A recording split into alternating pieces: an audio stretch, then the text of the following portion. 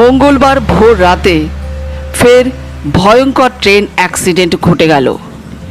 মঙ্গলবার ভোর 4:45 নাগাদ ঝাড়খণ্ডের চক্রধরপুরের কাছে হাওড়া সিএসএমটি এক্সপ্রেস দুর্ঘটনার কবলে পড়ে।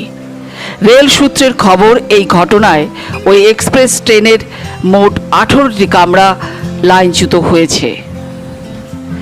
মঙ্গলবার সকালে ফের ট্রেন দুর্ঘটনা। দক্ষিণ পূর্ব রেলের চক্রধরপুর ডিভিশনের বারামবাম্বু স্টেশনের কাছে হাওড়া থেকে মুম্বাইগামী হাওড়া সিএসএমটি এক্সপ্রেস লাইনচ্যুত হয়। এই ঘটনার প্রভাব পড়ল ট্রেন চলাচলের ওপর।